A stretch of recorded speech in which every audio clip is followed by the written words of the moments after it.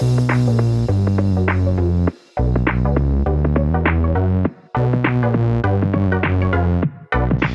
welcome everybody to another episode of Chris and Dave's Reality Cast. I'm one of your hosts, Chris Phelps, and my co-host and very good friend is Mr. Dave Horrocks. Hey there, Chris, and hello to our listeners out there. Welcome to Chris and Dave's Reality TV Cast. We are covering Love Island Season 8, Episode 22. Now, Chris, where would you like to start today? Well, Dave, it was an episode of fucking mixed signals. People manoeuvring, doing a bit of graft. From the start of the episode to the end of the episode, Tasha went from undecided with Andrew to undenying love Dave. Literally, I thought she was going to say she loved him. Didn't buy any of it. Andrew's a fucking wet lettuce, and literally, she will get with someone in Casa Amor, and then she'll come back and he'll do the poppy dog eyes. She'll go, I'm not sure. And then they end up, she uses him like she's doing at the moment, Dave. So I think he's an absolute fucking dildo. And I'm at the moment, even though I don't agree with what she's doing, he'll get everything he deserves because he's just not standing up for himself. Ow. So, okay, we'll start there then.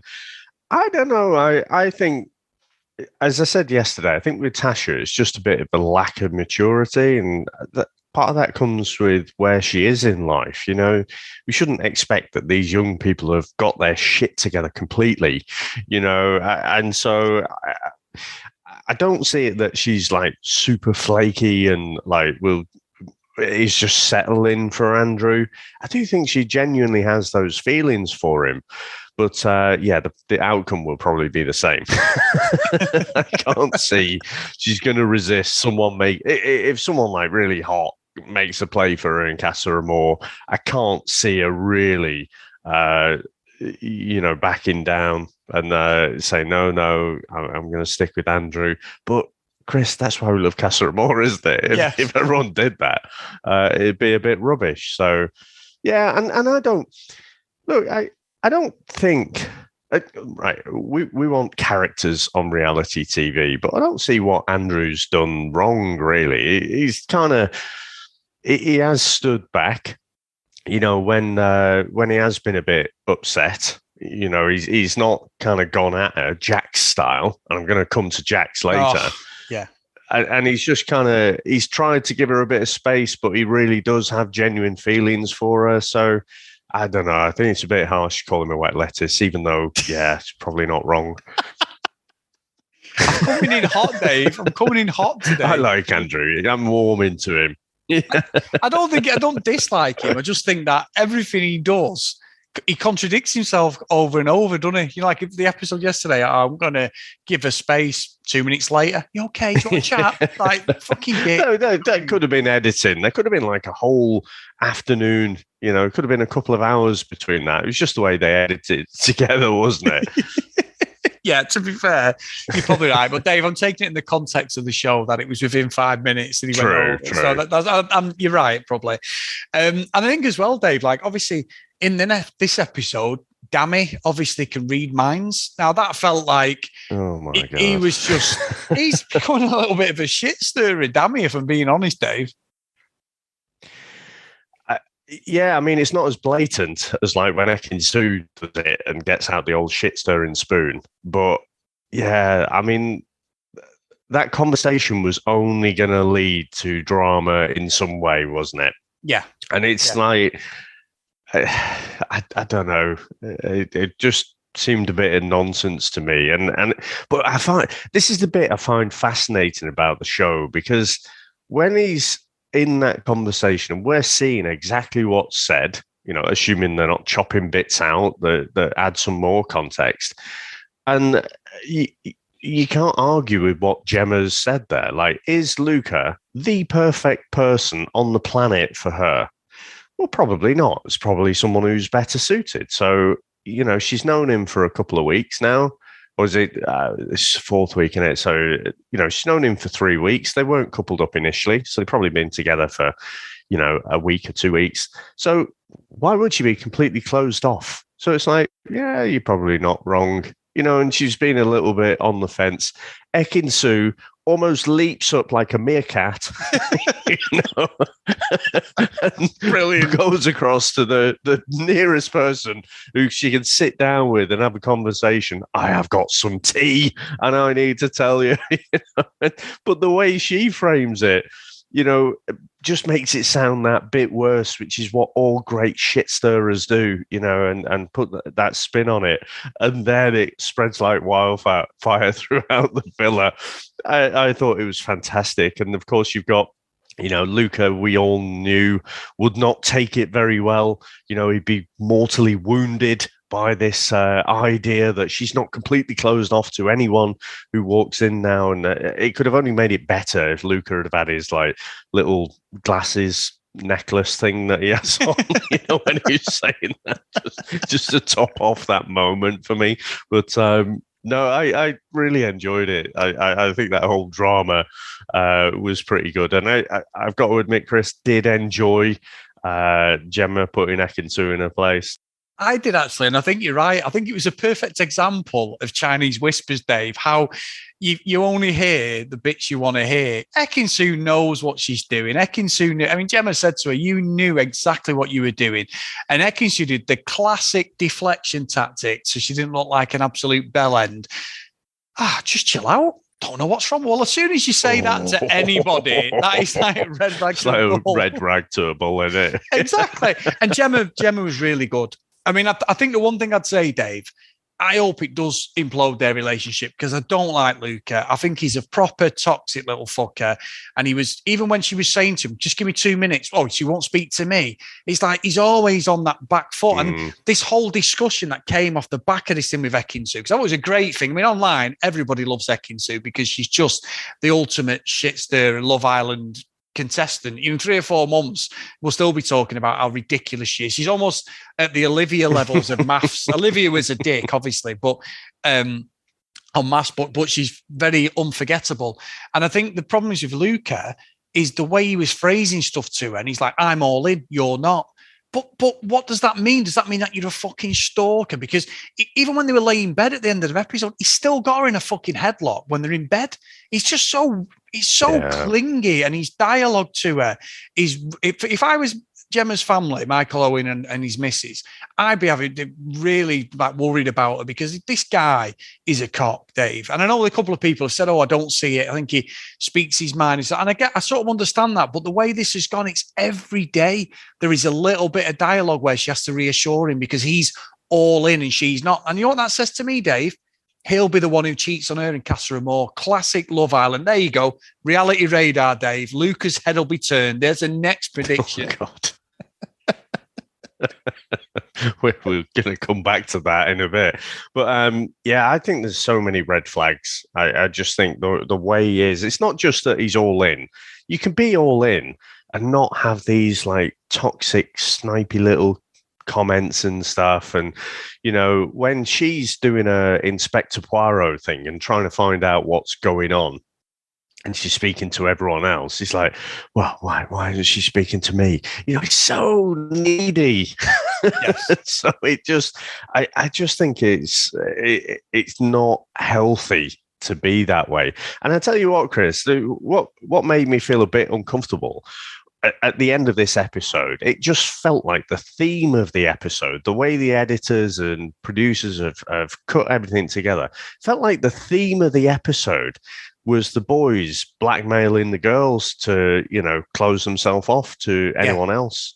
And no one's declared boyfriend and girlfriend, you know, that ridiculous Love Island ritual that we love. Love to hate.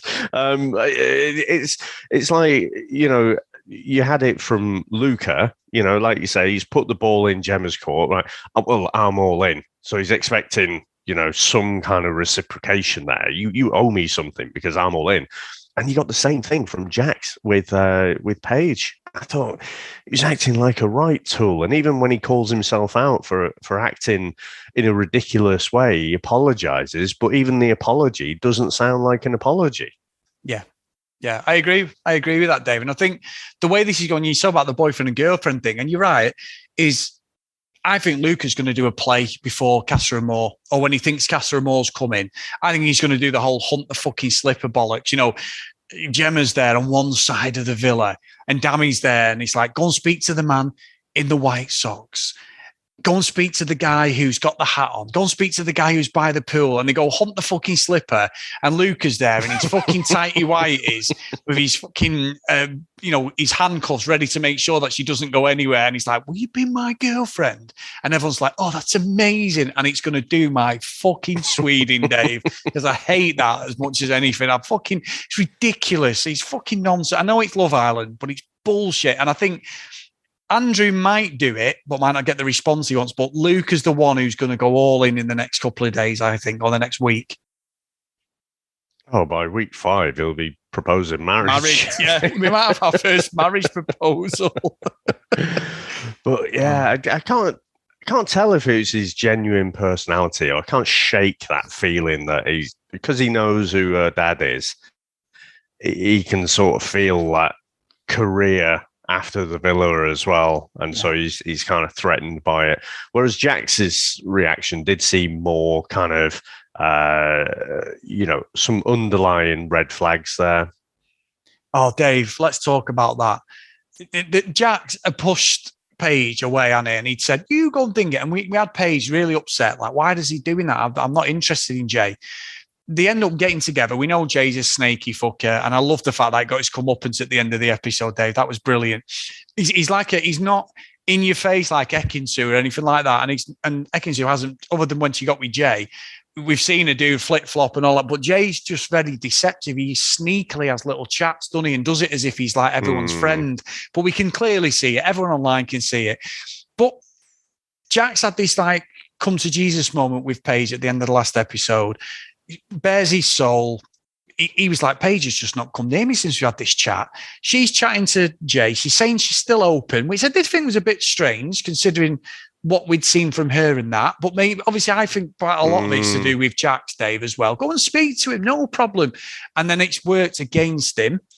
But then Gemma is like, Gemma's going, go and speak to Jay.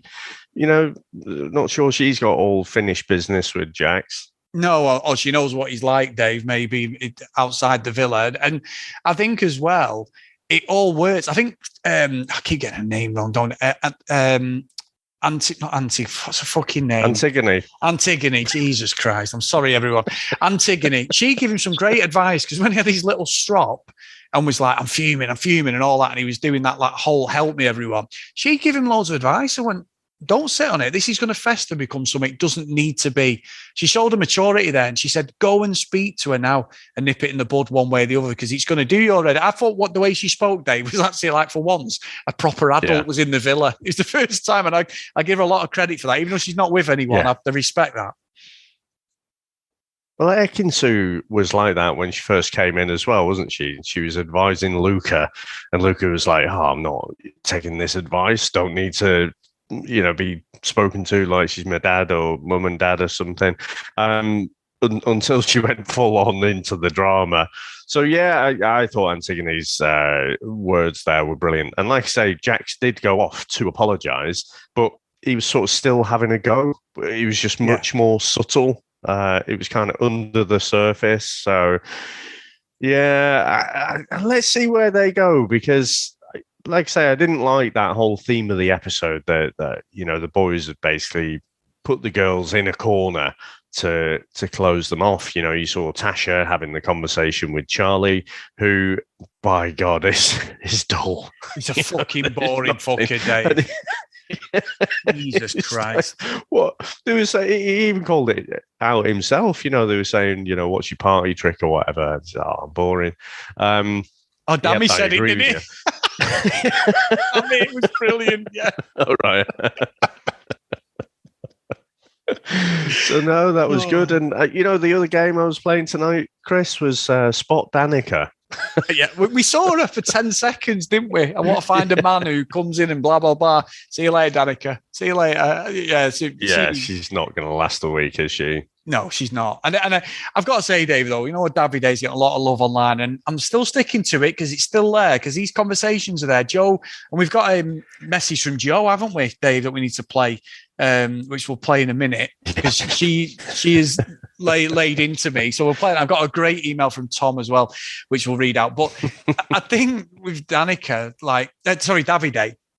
Davide is chatting away, and I think he's quite funny. Then he says, Dunny, to, I don't know whether it's Charlie or Jay. Oh, it's Jay. I can have Ekin-Su whenever I want. I hate that when people say that, Dave, about anybody, male or female. I hate that because she said it as well. He said it. No, that's what I mean. She said the same. I can have it whenever I want, and he said the same. I'm not just digging him out. I just like when anybody says it, because it's just so cocksure of yourself, and I just think it doesn't show any class, if I'm being honest. Even if he's joking, isn't it? Yeah, disrespectful to whoever's saying it. So I know that comes with maturity, because I hate that when you've got, and I hate all that nonsense on the reality stuff where you get these dickheads on like Geordie Shore, and they're just totally slating women. Oh, I can bang whoever I want and all this. It's like, oh, nice one, mate, you fucking lonely little shit. You know what I mean? Like I can't be doing with that. But anyway, Dave, I'm off my soapbox. I just think Davide, he says some great things, then he says some stupid things like Ekin-Su does, to be fair. And that's probably why the reality radar, Dave, he's right. Not a chance. And I think on that note, Chris, I think let's hear from Joe and what she thinks after she's got off the fence, and let's hear where she stands on the radar. Just listened to today's podcast, and Dave, you have got to be stronger with that clown you work with. The reality radar. Now, of course, the big one, I mean, he gets everything wrong, but this one that he's hanging his hat on this season about Davide and Ekin-Su getting back together, you cannot let him get away with changing the rules halfway through. It is not a win for the reality radar if Ekin-Su and Davide are forced back together because no one will have them. That is not him winning, and we've got to get this rule sorted out today, here, now, before he gets any cockier. Yes, they're having discussions. Yes, Ekin-Su is desperately fighting for more airtime. He could give zero shits about her. I stand by it. We are not apologising to Chris and his reality radar if they are forced back together. I can see a challenge coming up where they have to swap or they have to kiss or something, and Chris will be running around the whole of bloody Manchester going, I'm a winner, I've done it. No. It is not a win for the reality radar if they're forced back together. Dave, fight for truth, my friend. Fight for the people. Fight for truth, justice, and the Love Island way. Fight for the people. All it is on our Facebook page as well. It's just people going on about the radar. I've got a great supporter in Karen, Dave. She's there. She's absolutely there. There are definitely camps, forming. You do have a little, almost cult-like following developing, I noticed. And the thing is, even introducing the show, the voiceover guy, not Ian Sterling, the one who introduces like Love Island's coming on, and he was saying something about Ekin-Su's going to have to go to plan or back to plan David A, and I'm like, oh, fuck off. And then you've got Jay relentlessly fucking getting on at David A. It's like, oh, do you not think there's unfinished business? Fuck off, Jay. Just stop trying to make things happen. Everyone. Chris, have you got plants in the villa or something? Are they feeding Jay Lawrence to like, look, just do it, and it'll be one for the reality radar? I cannot wait to chalk this one down, Dave. This is going to be mag-fucking-nificent. I love it. I think Karen said on Facebook, she said, I'm all in on the reality radio. And then Zoe put, you're not getting a free T-shirt, like, because you support. And then the people want classes, Dave. They want lessons on the radar. It's become such a thing, this series. I love it. And you're like, you've just thrown this absolute Hail Mary, but the chance of it happening, and you don't care, but because it's got this momentum now, you're loving it and you're doubling down even more. I still think I have seen nothing from Davide's side to convince me that there's a chance there. What do you call her? Like, she's like spoiled milk or something like that. It's like, it's a closed door for him. So yeah, but we can agree, can't we? If they end up having to couple up together, but it's not a romantic way, I mean, that does not count.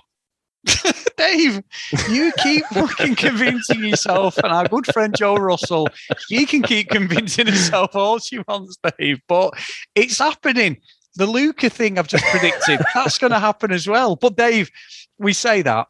We had a great email from Tom, and I'm not happy about the tone of this email, Dave, or the title. It's put, the Tom Dar would like to take Reality Radar for a chat. So, here we go. It's a long one, this one, guys. Hi, guys. Sorry, this is a bit of a long one here, as I have a lot to say after the last episode. Due to the time difference, I'm normally 24 hours behind when you guys watch it, but today, the Tom Dar was burning hot, so I made an exception and watched episode 22 this morning. In 2 words, goodness me.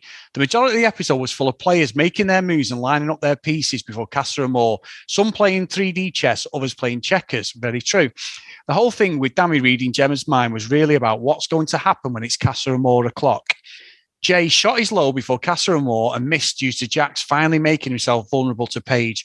Vulnerable being a word that kept coming up in my mind during Jack's tantrum segment until Dammy said it when talking to Paige. Then she used it again in the VT. The men in the show aren't used to making themselves vulnerable. Some of them probably never have. And when they do, their responses expose their lack of emotional intelligence due to never putting an effort into a relationship before. Actually, Gemma is more mature than Jax, which is possibly why they broke up and why her relationship with Luca is doomed to fail. With regards to the big Reality Radar, and he's put the trademark next to it, Dave, prediction, I times the chances Dave has given it by 10 and say there's actually a 10% chance Davide might go for it, but he's unlikely to before Casa Amor, and then all bets are off as single Davide is concerned. I'm sure this is all a goldmine of material for sociology researchers. The best bit of the whole episode was at the end when Jake Slime was friend-zoned into, oh, this is a great word, inarticulately, try saying that 10 times, he's put by Paige. I don't even know if that's right. And then the moment we've all been waiting for happened. Sting's love child Charlie was burned like an overcooked steak by Tasha, and everything before it instantly just seemed like boring filler. I think Tom Dar is short and sweet, and he's going to look very nice on your t-shirts. Just saying. Don't be ridiculous, Tom. Cheers and thanks for all the laughs in season 5, Tom. P.S. I almost bailed on the last season because it was so boring. Truth be told, I did skip the first 20 episodes and regret wasting my time with the rest of it. But this season is one of the best and has been on fire since episode 4. It's mainly because a lot seems to have been learned from last season, and the age range is about 50-50 of under over 25s. And as can be seen in this list from Reddit's Island Group, now he's put a great list. I'll put that on Facebook actually, Dave, because it's all the ages and all the people and stuff, which you got. And then he sent another email, PPS, with regard to their responses expose their lack of emotional intelligence. I meant to say emotional maturity, or it could be both. Edit as you wish. I love the show. So great email, Tom. Don't ever use Tom Dart ever again in my presence. That's all I'm going to say. There is only one radar, Dave. Brilliant. Absolutely brilliant. Some brilliant points there. Excellent. So well put as well, Dave. Yeah. He's called a few things there, apart from giving Davide and Ekansu a 10% chance. But Oh, No, that's Dave. fantastic. And I so agree with him as well. This season's been great, hasn't it? Oh, excellent. It's week 4. It doesn't really feel like week 4, whereas last season it really felt like it was dragging, and it was hard work by this point. But yeah, I've really enjoyed it. It's been excellent, mate. I have absolutely loved this. I've loved every minute of it. I just think we've and we go back to the first couple of episodes, we're questioning it, going, "Oh my God, here we go." I mean, me and Sam are watching it tonight, Dave, and we see the stripper challenge, and Sam was like, "Oh, fuck off! I hate this." So I think the drama has been excellent, but fuck a doodle do, guys. Can the producers not invent new games? You've just reminded me, actually. Right, so we've got a couple of reviews over on Apple Podcasts, Chris. Okay. First one is fun, but the swearing jars. Right, it says it's great to have an alternative take on these programs' events. It's entertaining and lighthearted, but it would be a full 5 stars were it not for the overuse of swearing. A little bit occasionally can have justifiable impact. However, when it's nearly every other sentence, it becomes jarring. You just reminded me about that, would you? Fuck a doodle do. The other one, though, so that was 4 stars, so thank you very much. Thank you. Yeah. Second one is love this. This is 5 stars. So really enjoyed listening to these two over the last few weeks. Please do a podcast for the new series on Netflix, Love is Blind. You'll love it. And it's from Queenie. Now, got good news for you. We have done it. We did season 1 back whenever that was, and also season 2 as well. So if you scroll down, you'll find our Love is Blind episodes as well. There's a whole bunch of other things that we've covered. Singletown, Bachelor. In fact, when Tom's email was saying about vulnerable, and I do agree with him, it was kind of overused in this episode. That's one of the bingo words for Bachelor, isn't it? Everyone talks about, letting themselves be vulnerable. It just seems a bit more out of place on Love Island. But no, absolutely brilliant. Brilliant. Thank you. Brilliant reviews and great email from Tom. And Dave, we've got a couple of extra patrons as well, which is fantastic. So thank you so much, guys, for all your support with me and Dave. And the swearing is going to be on that review. It's got to be down to me, Dave. You might be, 5% of the episode. It's me with the potty mouth. And you know what? I probably won't change. But I apologize. I can't curb it, but there you go. If you get to patreon.com/CD realitycast, if you want to support us a little bit more, guys. If you want to email us, cdrealitycast@gmail.com. And if you want to follow us on social media @cdrealitycast. So 2 new patrons, Dave. So big thanks to Gavin. And now this is a lovely name, but I'm probably going to say it wrong. But I think it's Marguerite. I don't even know how to say this one, so I apologize. It's Maggiori. So it's a great name. I think it's an Italian name, Dave, but so I do apologize if I've said that wrong. You'll have to email in and tell me how to pronounce it.